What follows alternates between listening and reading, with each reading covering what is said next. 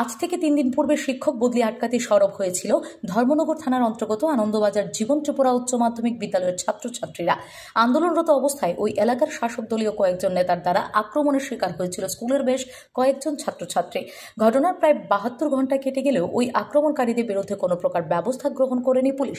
তবে ওই ঘটনায় ছাত্রছাত্রীদের মধ্যে মৌটুসী দাস নামে এক ছাত্রী গুরুতরভাবে আহত হওয়ায় তাকে ধর্মনগর জেলা হাসপাতাল থেকে রাজধানীর জিবি হাসপাতালে রেফার করা হয়েছে। শুক্রবার তাকে দেখতে হাসপাতালে যান এনএসইউআই এর একটি প্রতিনিধি দল। আহত ছাত্রী মৌটুসী দাস ও তার পরিবারের লোকেদের সাথে কথা বলেন তারা। পাশাপাশি এদিন সংবাদ মাধ্যমের মুখোমুখি হয়ে আক্রমণকারীদের অবিলম্বে গ্রেফতারের দাবি জানান তারা। আপনি মানে এখানে হসপিটালে কারে নিয়ে আসছেন? মানে কি হয়েছিল আপনার মেয়ের?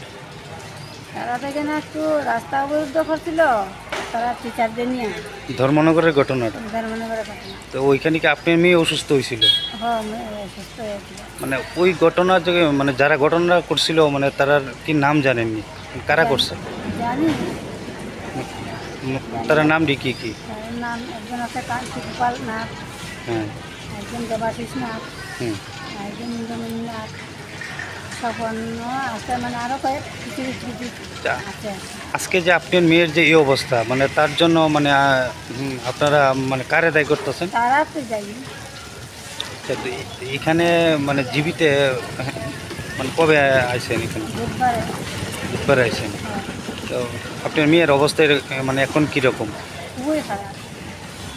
আপনার মেয়ে কোন কাছে পড়তো? ট্রেনে করে। বয়স কত চলে এখন? 16 বছর। মানে কেন মানে এখন পর্যন্ত জীবিত যা আছেন মানে সরকারি কোনো ধরনের সাহায্য সহযোগিতা পাইছেন? সরকারি কোনো দপ্তরে কেউ আইছেন এখন পর্যন্ত? এখন এই বিষয়টা নিয়ে মানে মানে আপনারা কি চাইতেছেন? আমিও তো চাইতেছি মুখ্যমন্ত্রীর কাছে কিছু সাহায্য যদি পাই, আমার মেয়েটা যদি সুস্থ হয় তো ভালো হয়। আপনার স্বামী কি কাজ করে? আমার স্বামীটা কী করে, কাজ করে মানুষের কাছে, শ্রমজীবী মানুষ। কোন জায়গাতে বাড়ি আপনারা? Anandabazar. Bureau report, PV north east.